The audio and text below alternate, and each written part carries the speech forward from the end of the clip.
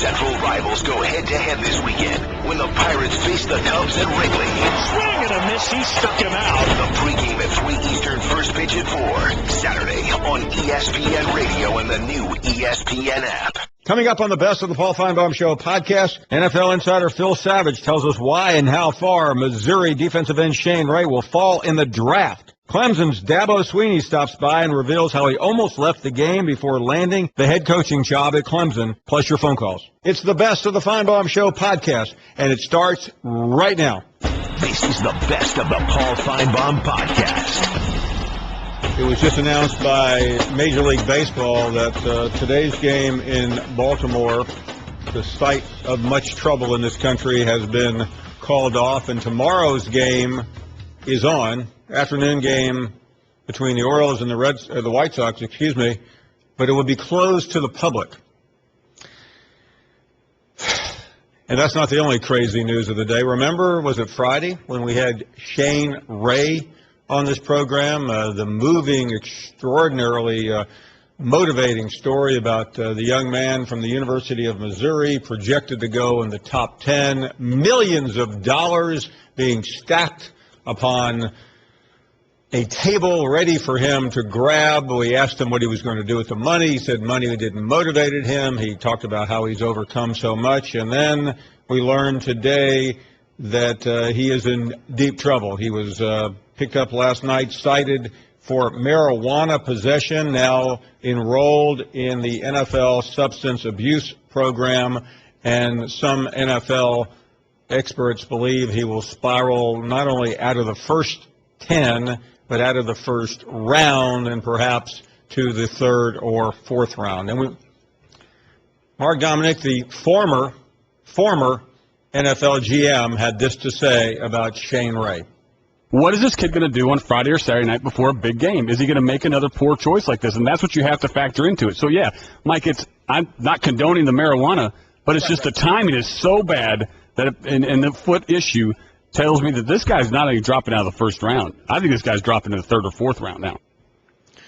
It's a lot of cash if you're Shane Ray, and you explained it to me. I'm as smart as the next bear, but I don't know what Shane Ray, after talking a good game in here and elsewhere on ESPN last Friday, what was he thinking? I don't know what all the details of the situation, but we do know that his career, at least early part of his career before it even begins, seems to be in a free fall. We'll get your reaction to the events that somehow are intersecting with the world of sports. How weird is it that they're going to have a baseball game at Camden Yard tomorrow but not let anyone there? They're also moving the weekend series to Tampa. Great leadership in the city of Baltimore, obviously. We've all been watching that for the last 2 days. Dabo Swinney, certainly among the many coaches speaking out on these satellite camps. It's a loophole people are taking advantage of, and I think it's something that needs to be addressed. I don't think it's a good thing, because ultimately what happens is instead of having camps, you're having combines. Dabo Swinney. Also, Urban Meyer speaking out today on the Dan Patrick Show about Braxton Miller, saying he doesn't believe Braxton Miller will leave Ohio State to go anywhere else. He also had some comments about Tim Tebow, why he thinks Tebow may make it this time around and not the last time, because he's less of a distraction than he was previously in the NFL. So a lot of news for a quiet Tuesday while the country seems fixated on Baltimore. The world seems fixated, and for good reason, on Nepal. We are going to try to stay fixated on things in our territory and get to your phone calls coming up immediately at 855-242-7285. Let's start with George, who is first up. What's up, George? Thanks for the phone call, and good afternoon. Yo, Paul. How you doing, buddy? What was that again, George? How you doing, Paul? I'm doing well. Thank you very much. I'm sorry, I couldn't hear you at first. Oh, okay. Hey, does this mirror this Shane Ray thing? Does this mirror the whole Warren Sapp thing during that draft time? Doesn't this look the same way, where Warren Sapp wasn't picked up, and the next thing you know, he was picked up so late in the draft, but then he ended up being the way he was.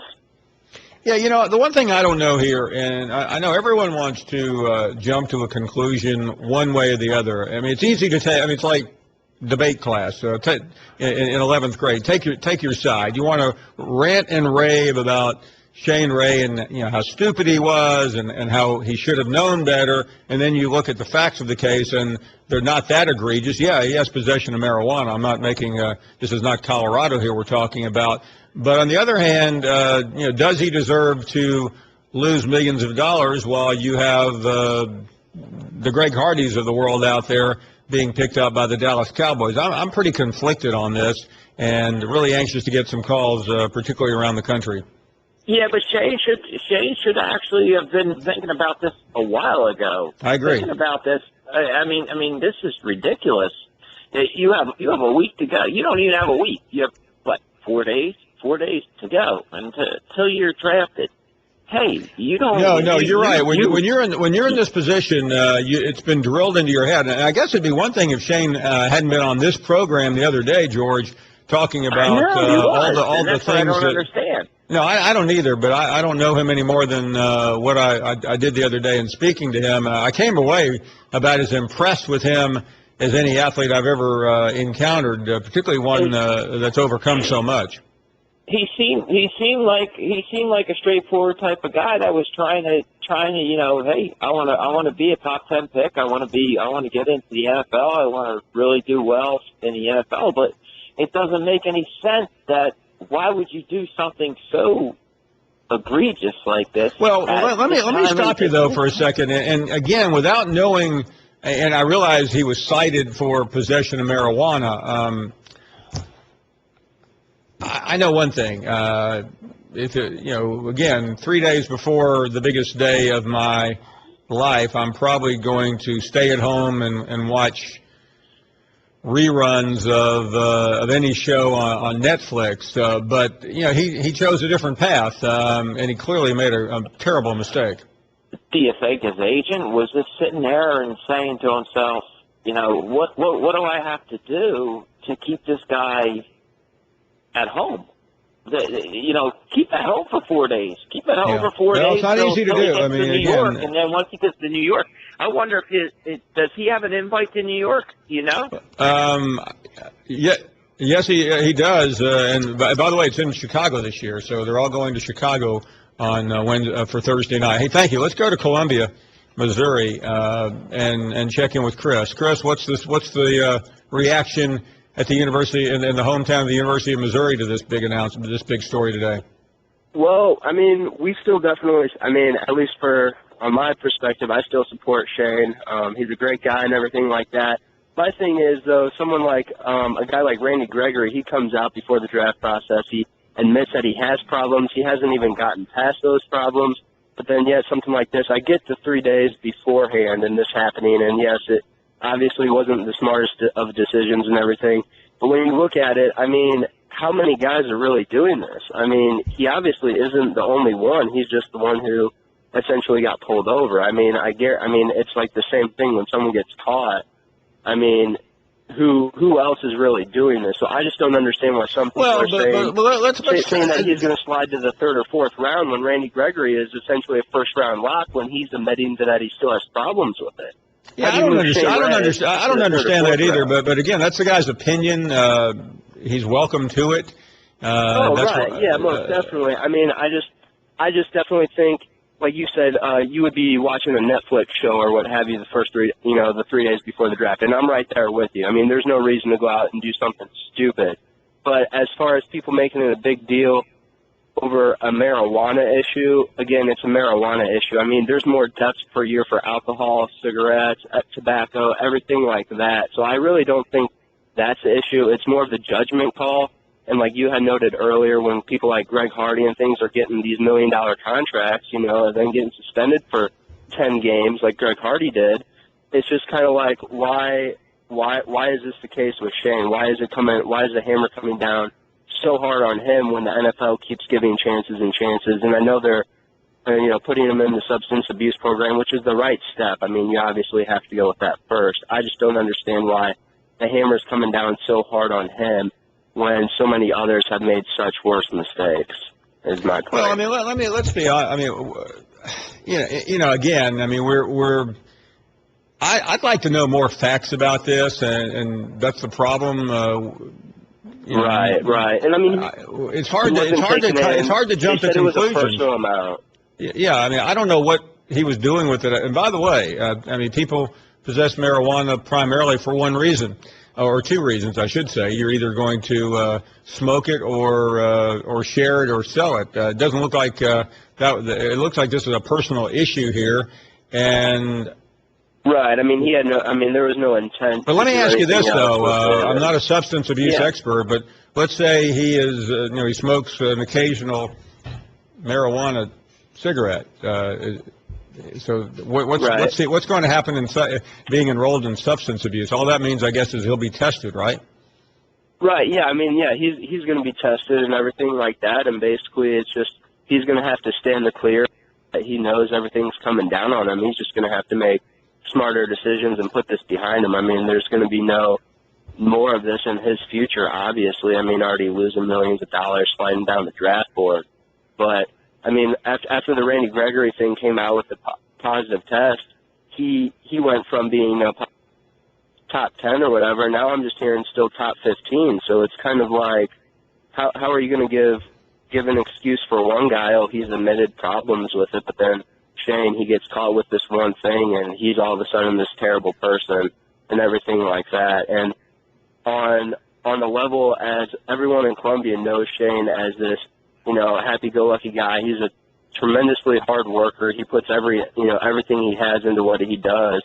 And I just don't think that you can put 100% of his character based on this one incident, is my point. Because when you meet Shane and when you talk Chris, to hold Shane, on a second. I agree with basically what you're saying, but I don't know how to square this, though. And that's where I think we're going to have to go today collectively, because it is a very you want to hold on before you just come down on the guy too hard. I mean, if I didn't know him, it would be easy to come down on him, but I feel like I know him after the other day, or do we know him? This is the best of the Paul Finebaum podcast. We're welcoming in now Phil Savage, the former NFL executive, now ESPN analyst, also heads the Senior Bowl in Mobile and is the color analyst for the Alabama football games. Phil, today the subject has been Shane Ray. Let's start off the conversation with that. How much damage done? Well, quite a lot for Shane Ray, the individual player, Paul, because the teams, from that perspective, they've now got to go into scramble mode, get the information, find out what is on that police report, what actually shook down a day ago, and then reassess their position of him on their board. And to pass muster with an ownership group in this climate, I think is going to be tough. So he's going to fall from likely being in the top 10 to probably in the bottom of the first round, if not somewhere in the second round. I just ran the numbers a few minutes ago. You're talking about millions of dollars, $18.7 million at pick number 5 last year versus $3 or $4 or $5 million down in the second round. So this is a huge mistake for Shane Ray if it goes that direction. And see, the other thing too is the medical examination. He's got that turf toe situation, which some teams are very shaky on right now. You've been in that position as the GM. You've been in front offices before. If you're sitting there and you had him, let's say, at number 7 and you were sold on him, is there any way you can sell your owner on him now? I don't think so. I think with the character concern now combined with this medical situation with that turf toe, because if he doesn't have surgery on it and he tries to rehab and rest it and he gets into training camp and it flares up again and then has the surgery, he's gone for the year. The other thing to keep in mind is that he goes into this first stage of this behavioral portion of the drug program within the league. So he is now subject to random testing. We just saw earlier today Deion Jordan, a true cautionary tale, someone that has not been able to get over his abuse problems. He's barely been on the field the last 2 years. And how about Josh Gordon with the Browns? So he is headed down the wrong path. And I think that a team in the second or third round will now take him, knowing that there is a risk there, but obviously a bad lesson learned at this late juncture just a couple days before the draft. It's going to be very difficult for a GM to sell this player to an ownership group, especially in the first round.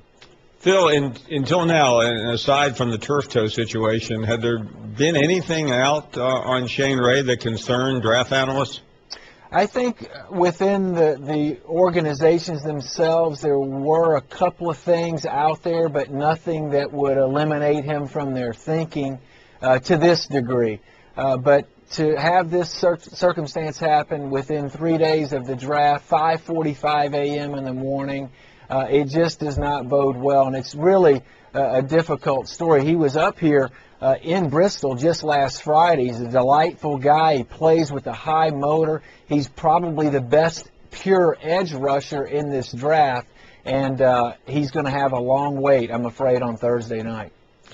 Phil Savage talking about the draft. Let's skip the number one pick. I think that's a foregone conclusion unless Jameis decides he's hungry for crab legs tomorrow night. What happens after that? Well, that's really where the draft begins. And, of course, the Tennessee Titans hold all the cards. And I think it is worth tracking this Phillip Rivers from San Diego, a trade of him from the Chargers to the Titans. The Chargers would go in at number 2 and get their quarterback of the future in Marcus Mariota. The Titans would get a well-established all-pro, albeit at age 33 and with a huge contract extension waiting in the wings. That deal would probably already be done before that trade. But to me, Ken Wisenhunt and the Titans really want this to happen. We'll see if the mechanics are in place for that to happen. And namely, are the Chargers convinced that Marcus Mariota can be a franchise decade-long contributor at the quarterback position? Phil, you've had a front row seat to Amari Cooper over the last few years, being at every Alabama game. Your impressions and how high can he go? I really love Amari Cooper, the way he plays the game. He's very instinctive. He's a smooth athlete, extremely polished, and I think he could go as high as Jacksonville at number 3, 4 to Oakland, perhaps 6 to the Jets. I don't think he gets out of the top 6. And I think he's the kind of player, Paul, that can help a young quarterback. You look at the fact that Blake Sims connected with Amari Cooper 124 times last year, and Blake Sims was a first-time starter, likely a free agent. He might get drafted in the 7th round. My point is that Amari Cooper really helped Blake Sims have success last year. He can do the same thing for Derek Carr in Oakland, Blake Bortles in Jacksonville, perhaps Geno Smith with the New York Jets. I mean, this is a player that you can use at X, at Y, at Z, in the slot, from the backfield. He's really a terrific talent. Another talent from yesteryear, Tim Tebow, is back in the league for the time being. You talk to people all over the NFL. What have we heard so far, and what do you expect in the future? Well, I think on one hand, yes, he's an additional arm for training camp, but I think it goes beyond that. They see a player that has improved his mechanics behind the scenes, working with Tom House out on the West Coast. But I think if the NFL changes this 2-point conversion rule and moves the ball from the 2-yard line to the 1-yard line, Chip Kelly sees Tim Tebow as perhaps a 4-point-a-game player. In other words, the Eagles averaged 29 points a game last year. You add on 4 extra 2-point conversions with Tim Tebow and DeMarco Murray in the backfield together, that might push them over the 30-point mark, which would virtually make it impossible for them to be beaten. He can be utilized in short yardage, in goal line circumstances, down in the red zone. I mean, in college football, he was maybe the greatest red zone quarterback that's ever played. He had the size of a fullback and enough speed to get the corner, and in a certain circumstance, he's not accurate with the ball as a classic NFL passer, but with some of the gimmick and gadget plays that go along with the zone read, he was at least functional. So I think that we'll see what happens at the owners' meetings in May. But if they make that change and put that ball at the 1-yard line, I think you're going to have a lot of 8-0 scores for the Eagles next year because they're going to go for it on the first score of the game every single time. How quickly would it go into effect if they approve it? I think it would happen this year, absolutely. Finally, Alabama. You've been watching Alabama football for a long time, being in the booth, still some perplexing size after what happened in the Sugar Bowl. But looking ahead, what do you see in the 2015 season?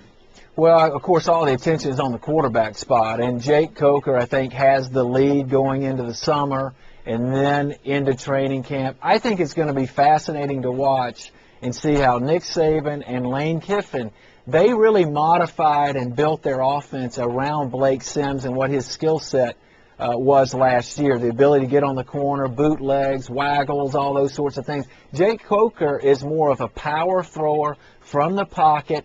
And so with this new group of receivers, Darius Stewart, Robert Foster, Chris Black, I think they have the makings of a vertical passing game that they really didn't have as much last year. And then, of course, the other big question is going to be with the defensive secondary. And Alabama hired Mel Tucker from the NFL. He grew up as a graduate assistant coach under Nick Saban 20 years ago. He speaks the language. He knows the system. And I think that they will show some improvement, massive improvement this year as compared to 2014, where virtually every time the ball went in the air beyond 40 yards, you expected pass interference or a long completion. It really was the Achilles heel of this Bama defense a year ago. Phil Savage joining us from ESPN talking about college football and obviously the draft. Phil, we'll talk soon. Thank you very much. Okay, thanks, Paul. Great Really stuff. appreciate it. This is the best of the Paul Finebaum podcast. Jacob Hester, the former LSU and NFL running back, joins us. Talk about a number of things. Jacob, thanks for the time. It's always good to catch up with you. It's good to see you a couple of times during the season. I want to start with your reaction to Shane Ray, and without any of us knowing very much, unless you know more than we do, help us make some sense out of that. It doesn't make much sense at all, to be honest with you. The timing of it is even worse. You know that NFL teams are going to be looking at you, and they're going to be, everything's going to be under a microscope, and they're going to find any and everything out that you do. I mean, these teams, especially at high draft pick, they're going to have people following you around, checking your Instagram, your Twitter, and everything like that. So it's very unfortunate, and you hate to see the young man that's probably going to slip a long way in the draft. Jacob, you've been there, and certainly many of your friends and teammates along the way have been there a couple of nights before the draft. I mean, were your friends cognizant? Hey, 3 days to go. I better stay home, go by Chick-fil-A, and grab a sandwich and don't go out. I mean, what was it like? Oh, not only the 3 days before, but I can remember all of us getting together, and we had a high draft class. You know, we had Glenn Dorsey, Matt Flynn, Craig Stales, guys like that. I can remember just being in Baton Rouge, and we would all stay in. You know, we would all hang out together. We would order pizza. We did not want to even be seen in around a bar or even close to a bar or anything like that. It's such a precious time in your life where if you can't turn off the partying and the hanging out for, the 4 or 5 month period, and then you got a problem. And certainly the experts have been unkind to Shane Ray today. I realize you're a commentator now and not a GM, but what would this tell you if you were sitting there at the war desk at any of the 32 clubs? Would you be less inclined to want to deal with him based on this incident? I would. It'd make you scared, and the reason it would make you scared is because, like I said earlier, if he can't turn it off for this time period, then who's to say when he gets a little bit of money if he'll be able to turn it off? This is probably the biggest time of his life. He knows everybody's watching him, so when he does get a little bit of money, is he going to do it a Friday night before a game? Is it something where we wake up on Sunday morning getting ready to go to the stadium and we're going to have to see that, this person might have snuck out of the team hotel or did something the night before that's going to get your team in trouble? And then, in the NFL, you have roster limitations, so now you're scrambling to pull a guy from the practice squad. You might be on the road, and the outside linebacker you have on the practice squad is not in town with you. You might be a San Diego Chargers, and you're in Kansas City, and you don't know what to do. Now you're scrambling to try to field your game plan. So it's a totally different animal in the NFL. It's not like college where you can just have the next 5-star recruit up. And so team's definitely going to look at that, and I think it's going to hurt him. Well, you mentioned you and your teammates, Glenn Dorsey among them, a couple of days before the draft. You've been there, you've done this. What was it like for you? What was it like for your friends as the hours and the minutes are slowly ticking off before the opening round begins? It's a nerve-wracking time, and nobody really knows where they're going to get drafted. How many times have you seen a guy thought he was going to go top, 5 picks, and he's in the draft room, he's flipping, so even those guys don't know. But if you're a mid-round guy like me, I was told I could go anywhere from the 2nd to the 7th round. So I didn't really want to watch the draft. I didn't know I didn't want to be the guy who sat there and watched it for 4 rounds before my name was called. So you try to get away. You try to go golfing. You try to meet up with your buddies and just hang out and kind of get away from it, because it is a nerve-wracking time, especially if you're in that class of guys who is going to go in the middle rounds, and if you might slip, nobody wants to have a big group around when you're sitting there and your name hasn't been called yet. Let's talk a little bit about the upcoming SEC season. Certainly, when you talk to people about LSU, you get all kinds of reaction. I'll ask you, you know the scene down there pretty well. What do you expect? Well, I think the number one question in everybody's mind is the same thing it's been for a couple of years. It's who's going to be the quarterback. And going into the spring, I think fans were kind of hoping that one guy would emerge himself as the leader, be the guy that they could kind of hang their hat on. But Jennings and Harris didn't have a bad spring, but neither one of them really separated themselves. If you go to the spring game, I think they had around the same number of attempts, and they both had times where they looked efficient. But still, you're hoping that the short passing game can come. We know that they can throw the long passes and big plays, but it's the passes to the tight ends and the check down to the backs that are still not there yet. So, I think they're going to lean heavy on Leonard Fournette, much like they did last year, lean on the run game.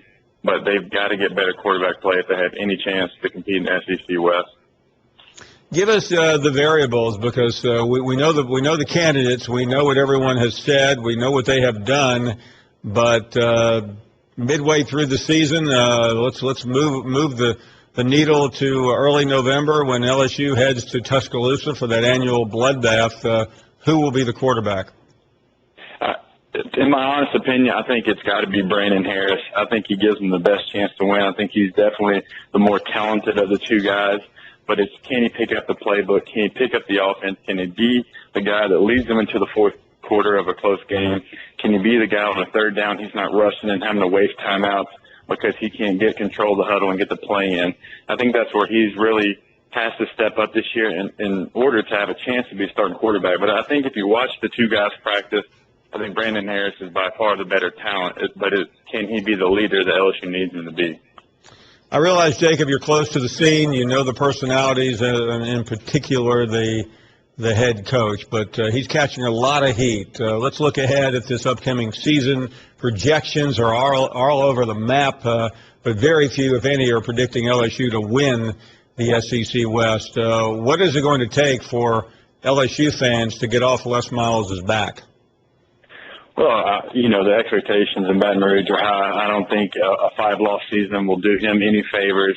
I think he's got to he's got to win 10 games for sure, but I think he's got to get in that 11-12 win mark for it to be a successful season. And, nobody's really high on LSU right now, but I do think that they can be kind of that underdog. It's not a role that they're used to playing, but I think they can thrive in that role if they can kind of sneak under the radar, because nobody's talking about them right now in the SEC West, much less the entire conference. So that might be something that can kind of jolt them into the top position.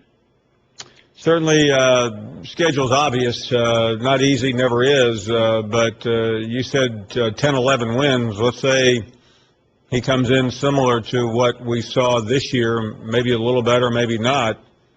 What will happen then? I don't know. That's the toughest question. As you know, you're paying these coaches in the SEC so much. It is, what have you done for me lately in this conference?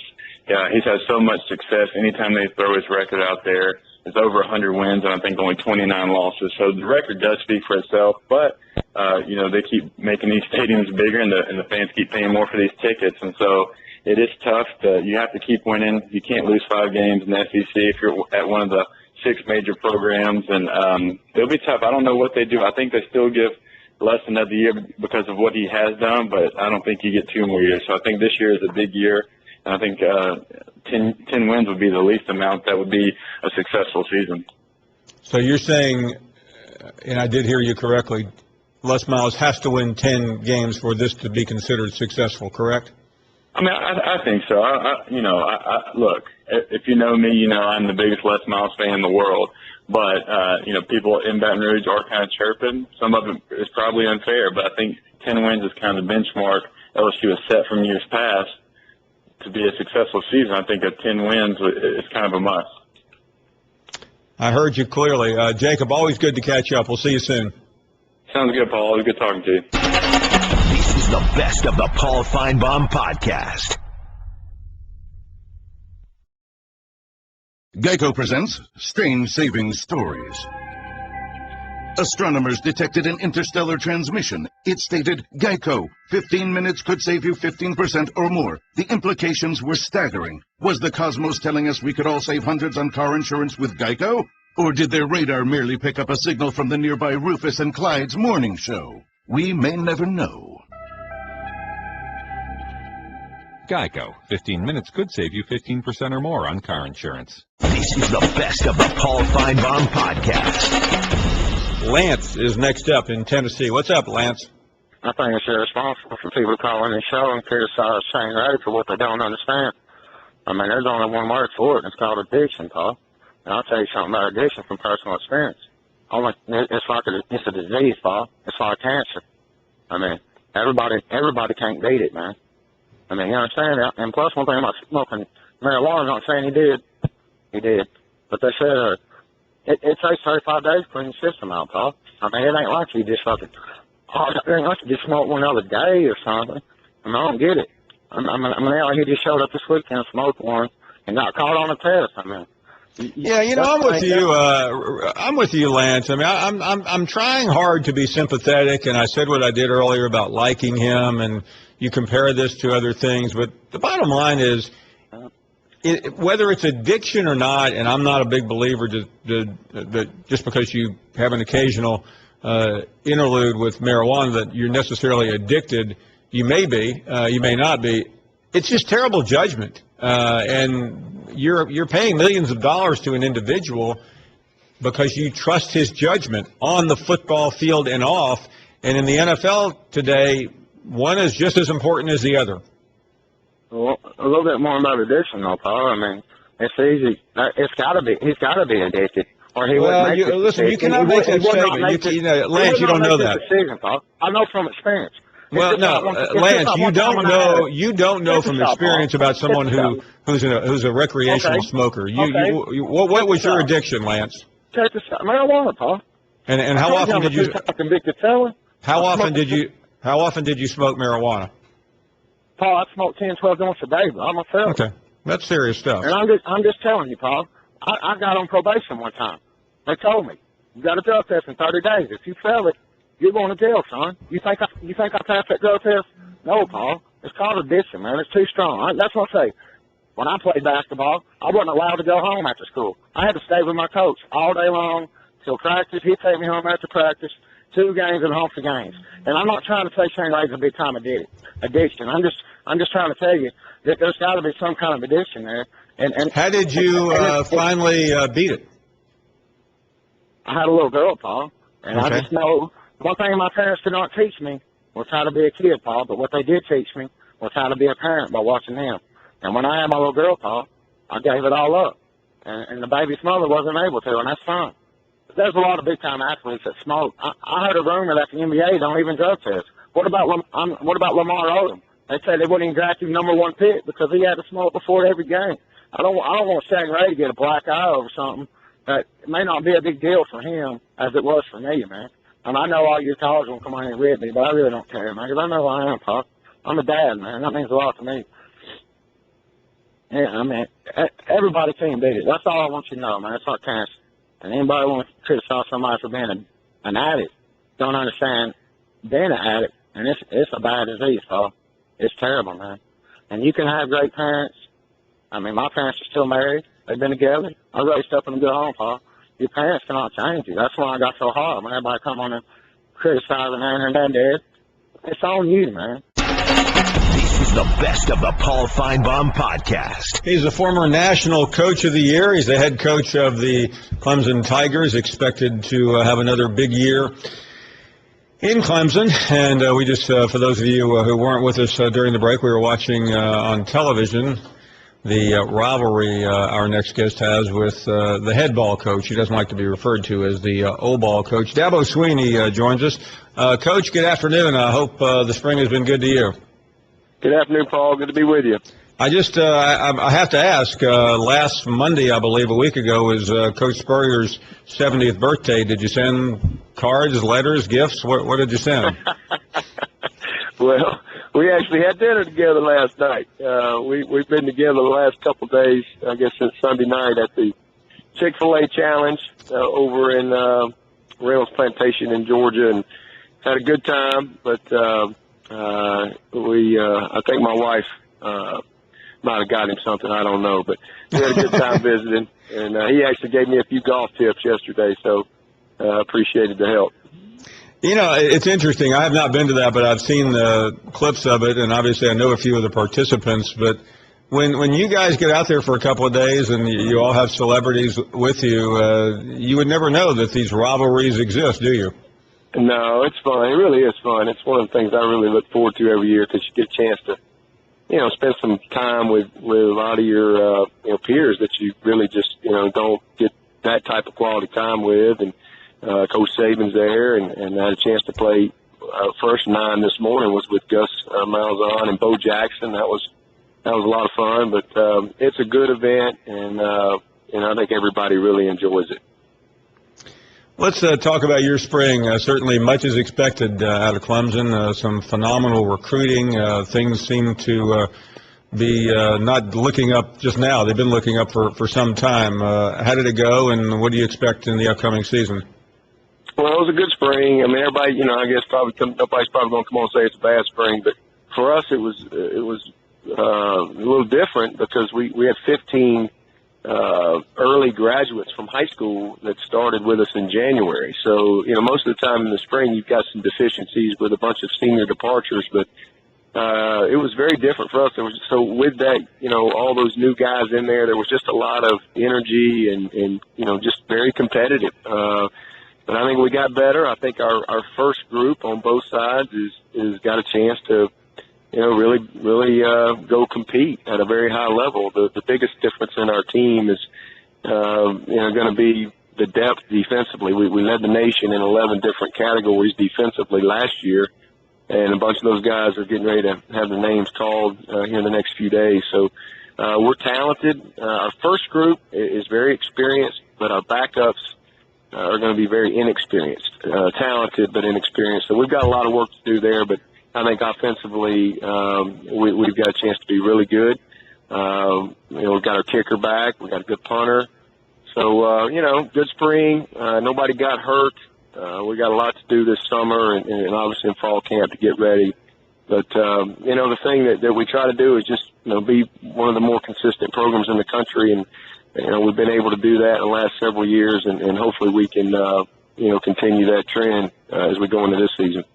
Certainly, Clemson fans are used to good schedules. It was 2 years ago you had Georgia as the opening game, and obviously Florida State. This year you have Notre Dame and Florida State a couple weeks later.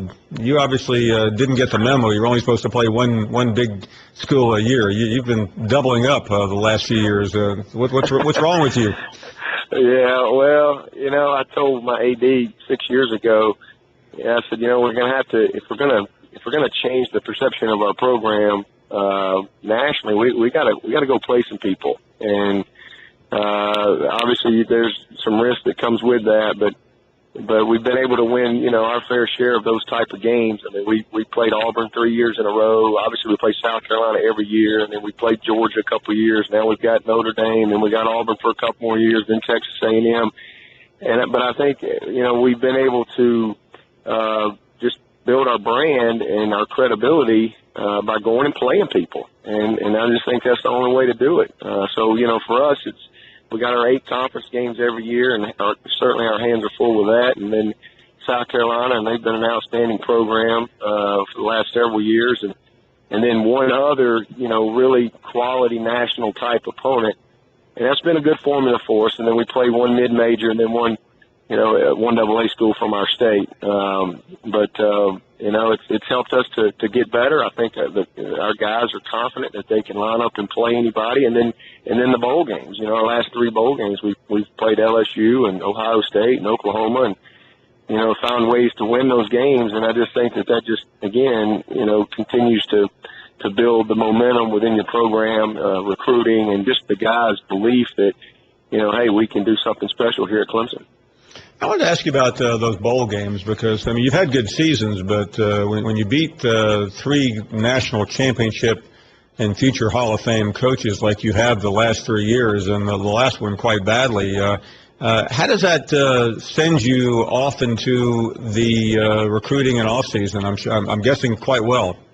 Yeah, it's always great to win that last one. There's no doubt about it. And, see whether it's your rival game, if that's the end of your season, or certainly your bowl game. Everybody wants to finish on a positive note and send your seniors off with a great taste in their mouth and just, carry good momentum. But for us, the type of wins that we've had the last few years and really beating some great programs, it's definitely created great momentum for us, on the recruiting trail. Because again, it just kind of validates what you're trying to do as a program and gives you credibility because we're trying to be a national type of brand and our guys expect to win. Now, there was a time where we kind of showed up and everybody kind of hoped we could win or whatever, but our guys they don't really get caught up in the logos anymore. They know we're good enough, and it's really about how we play and how we prepare and practice and how we think. And it's been fun to kind of build the culture the last 6 years, the guys deserve a lot of credit because they're the ones who get it done and they bought into it. I know you've been very outspoken on these satellite camps, all of this coming after Jim Harbaugh started doing it.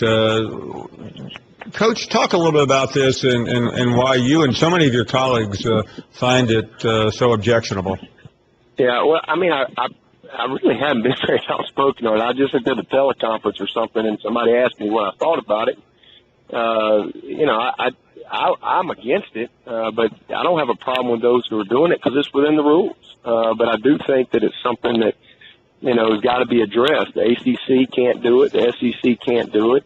And I think it's got to go one way or the other. The thing I don't think is good about it is, at the end of the day, it just becomes a bunch of combines all over the place, and I think it opens up opportunities for third parties to get involved and so forth. But, we're not going to do it at Clemson. We want to get guys on our campus. We think that's the best part of our program is to be able to get them on campus and to see the environment and meet the people. And we, and then the flip side of that is some of these programs who are doing that, they're having a hard time getting people on their campus. So, it's a little different model for them. But for us, we try to do everything on our campus. And again, the guys who are doing it are within the rules the way they are now. But if I had a vote, I'd vote against it just because, I just don't think that that's what we want is 129 Division I programs, all over the country, every week, because that's ultimately what's going to happen. And but we'll see where it goes. Coach, as most people know, but some may not, you played football at Alabama under Gene Stallings. You coached there, and then when the person you worked for was let go in 2000, you left the industry for a while. And I wonder, during that period, before you came back to work for Coach Bowden at Clemson, did you think you were done? Take us back to that point in time. Well, it was a difficult situation. I went to Alabama when I was 18, and I left when I was 31. So, I spent a long time down there and just had such a great experience and run, with the good and the bad. And I didn't leave the profession. I couldn't get a job. All of a sudden, I'm a young 25, 26, 27, 28, 29, 30-year-old coach, and had an opportunity to leave Alabama after the 99 season and I stay, and then 9 months later, we're all fired. And so now I can look back and say it was a great learning experience for me. Sometimes you learn more from, what not to do than you do the good. And that's kind of what that whole experience was for me. But, and then all the stuff starts coming out with the sanctions and investigations and all that stuff. And all of a sudden, having Alabama on your resume wasn't a good thing, because there was a lot of unknowns at that time. And shoot, I tried to get more jobs. I really tried hard to get Urban Meyer. Urban Meyer was the receiver coach at Notre Dame, and he had just left to take the job at Bowling Green. And I tried hard to get his job at Notre Dame, and just couldn't really get any traction with Coach Davey. And there was just a lot of doors closed. All of a sudden, I had all these opportunities, and then boom, there was none. And so my wife and I, at the time, I had a 3-year-old and a 2-year-old, and it had been a difficult time. And I just decided that, I'm going to take this season off and kind of regroup and really spend some time with my boys. And, really had no intentions of getting out of coaching. But Rich Wingo, who was my first strength coach at the University of Alabama and a former great player at Alabama, called me out of the blue, and he's like, hey, what are you going to do this fall? And I said, well, I'm probably going to be out and try to get back in after the season. And so he talks me into coming up and working with him. And so for the next 2 years, I was in real estate development and learned a lot, traveled the country, did a lot of things with this company that I was with, and met a lot of neat people and had great success doing something outside of coaching. But the best thing is it really made me a better coach, and it really gave me an appreciation that I didn't really have, I don't think. I always thought I was a good coach and loved what I did. I always loved what I did. But, I just think that the passion for coaching and teaching and impacting people's lives, I just couldn't find anything to fill that void. Even though I was working a 9-to-5 job and home on the weekends, and I was making more money than I'd ever made. We didn't make any money when I was an assistant at Alabama, but that's not why I got into coaching. And so when I got an opportunity, Tommy Bowden called me and wanted to know if I was interested in getting back in coaching. I said, heck yeah, and just really, really fortunate to get another opportunity. And, I went to Clemson in the spring of '03, and 5.5 years later, I'm the interim head coach. And, just lucky enough to get the job, right place, right time.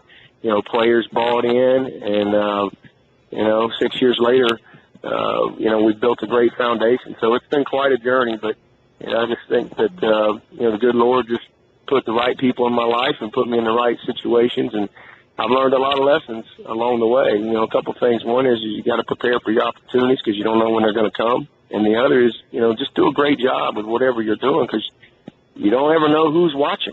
And when I got called in to be the interim that day, that was kind of what my AD told me. He was like, look, I've watched you for 5.5 years, and I really believe you can do this job and are ready for this job. And for the next 7 weeks, I want you to be the head coach. Don't be the interim head coach. Be the head coach. And so, that was kind of gave me – I didn't have a great shot at the job, but it really kind of gave me some inspiration and belief that, hey, man, let me make the most of this. I got a chance here. And again, just right place, right time, and it all worked out. What an inspirational story. Dabo Swinney joining us that interim period when he was out of coaching. Coach, really great to catch up. Thanks for the time, and best wishes this season. Yes, sir. Hey, thanks for having me on. Y'all have a great day. This is the best of the Paul Finebaum podcast. Daryl is up next in Georgia. What's up, Daryl? What's going on, Paul? All good. What a great interview with the Clemson coach. That's what I love about this show. I love learning things that I didn't know. I mean, not that I've never disliked the guy. I can't say I've never really liked him, but I can say it now that I probably like him a little more. I mean, Daryl, I'll tell you what, I've known Dabo since he played football at Alabama, and I've wondered at times early on, whether he would make it or not. I was blown away. And, I mean, I knew the story, obviously. But I still thought you understand why this guy's successful listening to him in that bit.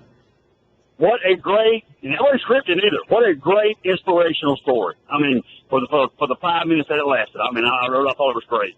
Hey, let me say something real quick. Yesterday, I was on the fire. I listened to the replay. I heard some Tennessee fan won't know why I was hating on them. I made a mistake and said Tennessee. I meant to say Kentucky. But let me say this about Tennessee. If I was a Tennessee fan, if there is one team that I would rather see outside of Georgia win the SEC this year, it would be the Tennessee Volunteers. No doubt about it. My brother-in-law was a big-time fan. I would love to see it for him. And here's the big deal. Just for the program. I mean, they've been down for too long. There's too much tradition. I want to see Tennessee get back to where they was at one time. But if there is a reason that I do hate them a little bit, it's because from the time Vince Dooley retired to the time Mark Richt got there, they kicked our butt on a regular basis. And you know they did. I mean, Tennessee owned Georgia.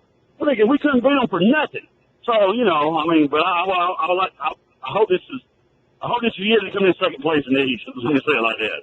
See you, Paul. Thank you, Daryl. Appreciate the call. Will is in Mississippi, and you are next up. How are you, Will? Great, Paul. Dummy there was right. That interview was awesome. Now it's great. I got another guy I got to root for.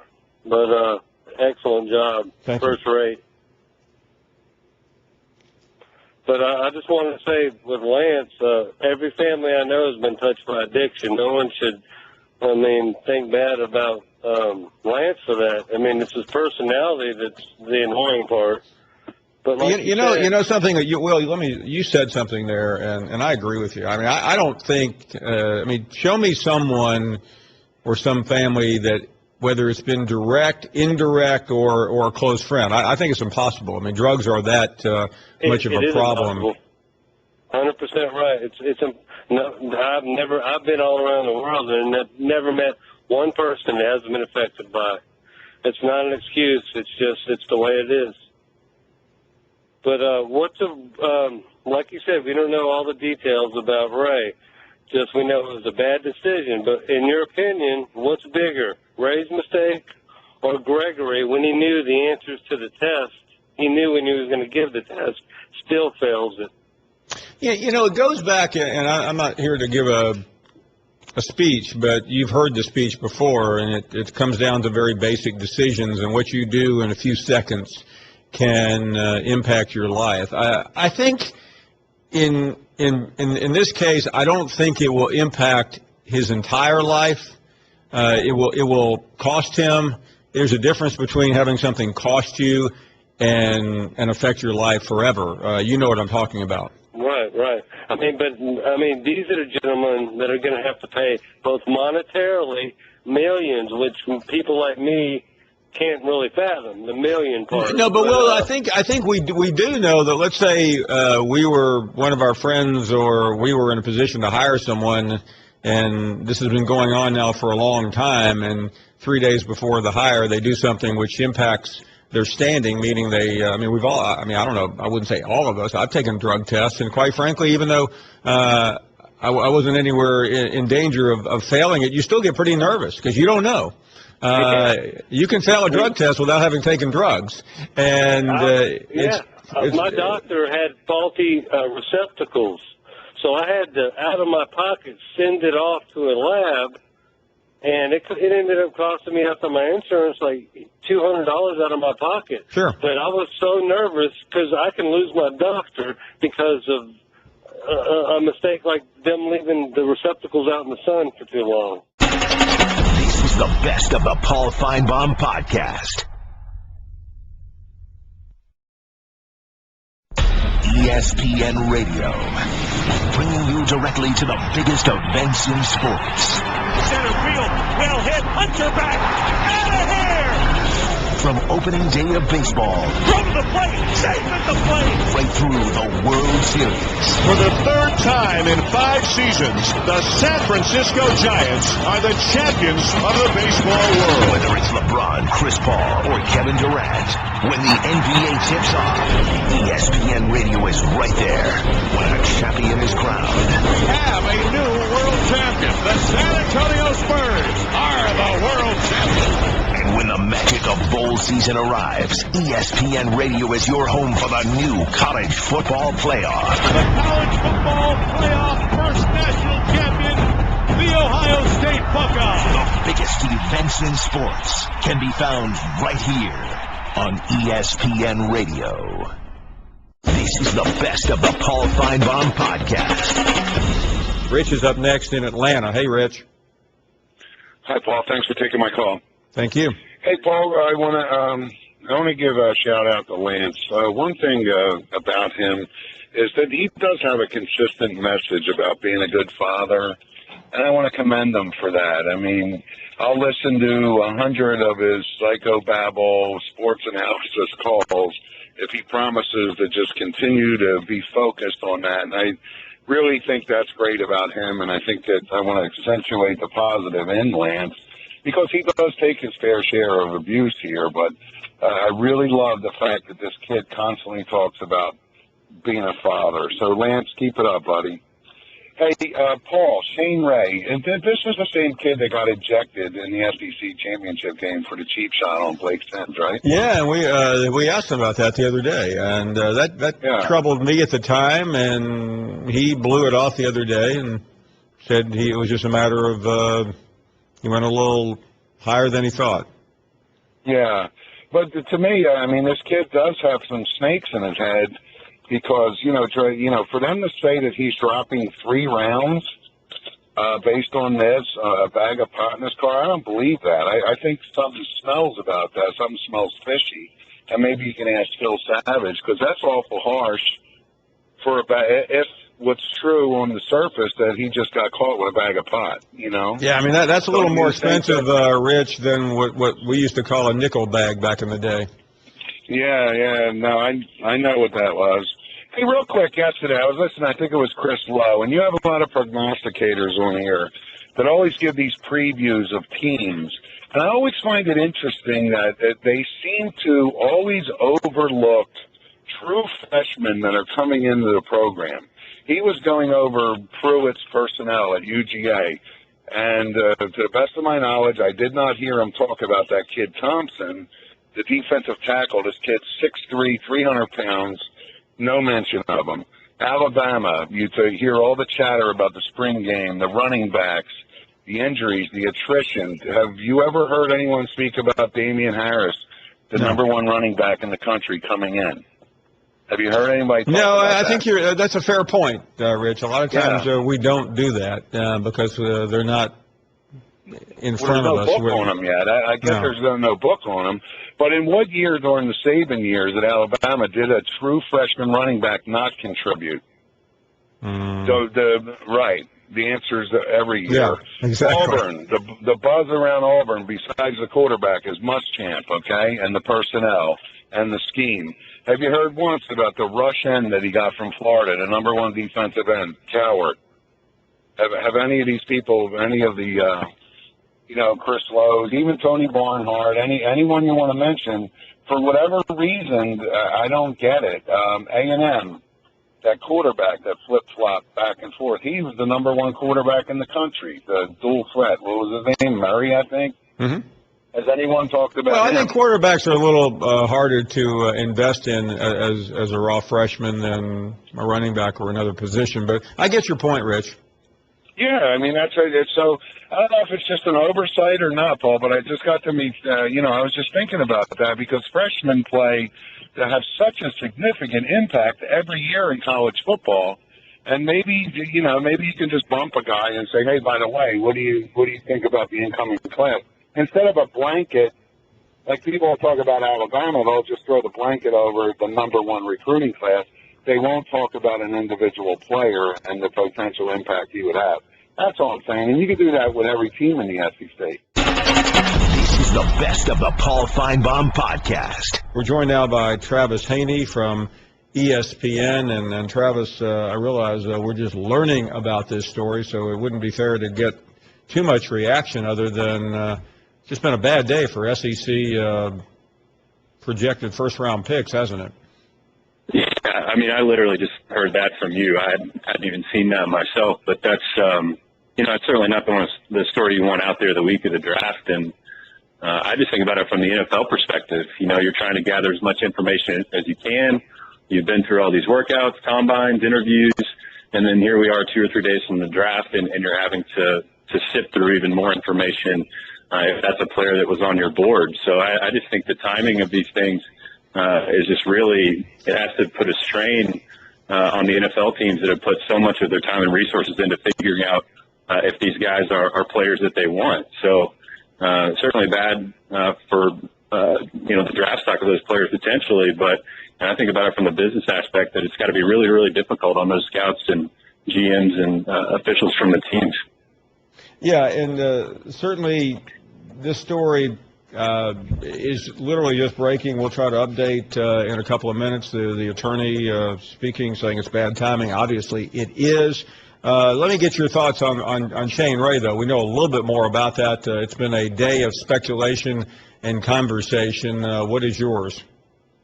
Well, I think the most grateful person probably in this is Randy Gregory, right? I mean, to have a misstep around the combine is almost forgotten at this point because of Shane Ray doing something similar the week of the draft, and it's what really strikes me about it is like you, Paul, I listened and I heard a lot of his different interviews that he did Friday and then some tapes on Saturday with some of our colleagues and you, and I just thought, this is a kid that you really pull for and really hope it turns out well for him, only to have it all turn around in the next couple of days. So, it's kind of like this, though, to me. If you want him, if you think he's a good pass rusher, if you think he's a good player, he's still going to go relatively high. He's still going to have a chance to play well and make his money in the league. It's just a matter of what he gets up front and the guaranteed money in the draft that he's hurt himself clearly with at this point. So I think it doesn't doom him. It doesn't doom his career.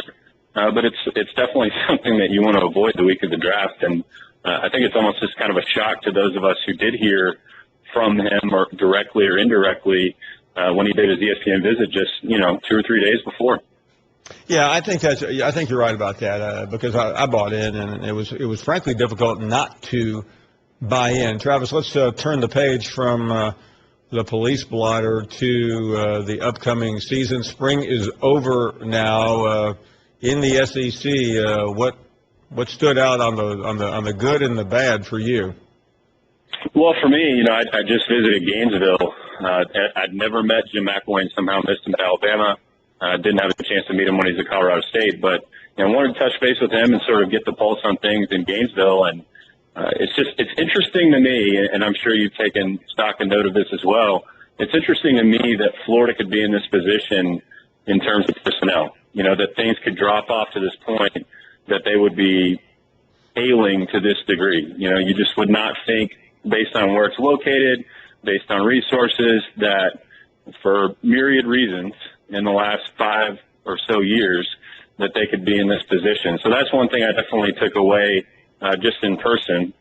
In the same division, I think it's interesting to watch the storylines at Tennessee, which continue to be just effusively positive. And everybody is seemingly over the top for what's possible at Tennessee in the next couple of years.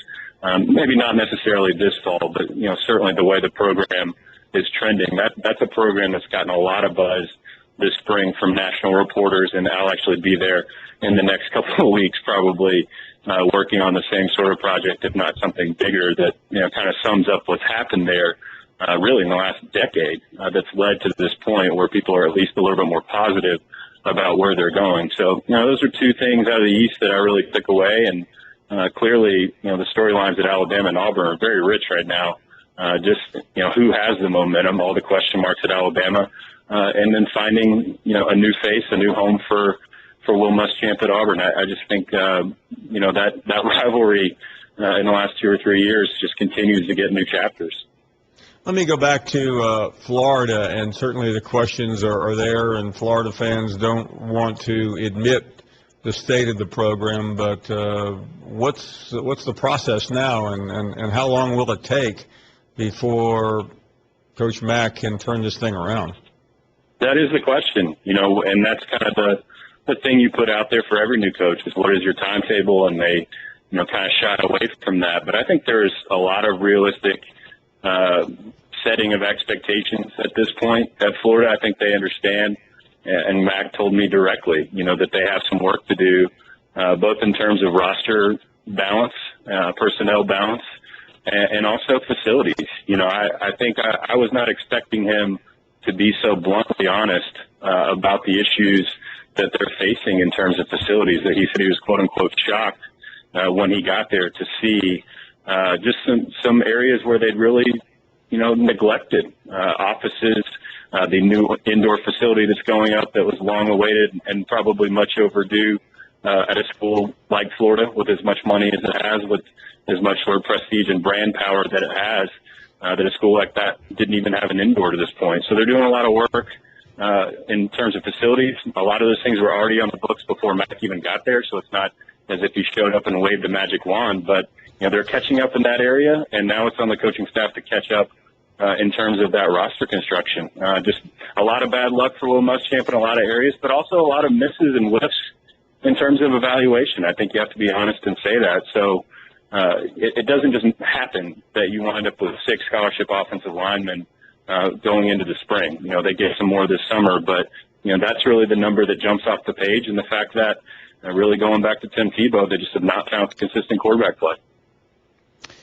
Tim Tebow, I guess we've all heard he's been in the news lately. I'm curious, as someone who has followed him and certainly, as all of us, pulled for him, what do you make out of his recent move to the Eagles, and do you think it will work?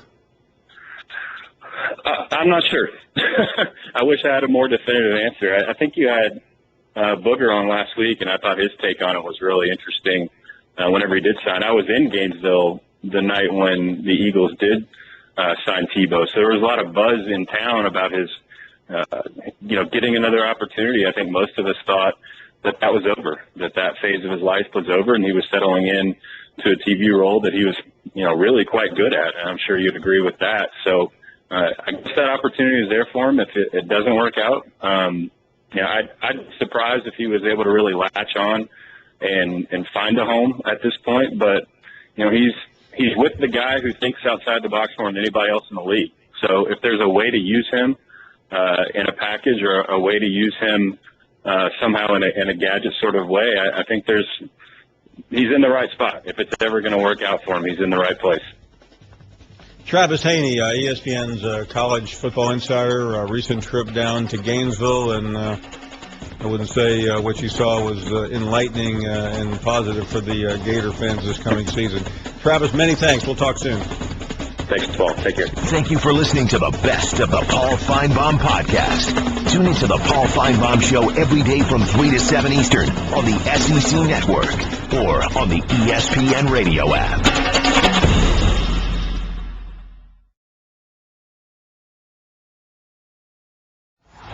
Baseball's best go head-to-head in interleague action when the Tigers head to St. Louis to face the Cardinals. That one is gone. The pregame at 7 Eastern, first pitch at 8, Sunday on ESPN and ESPN Radio.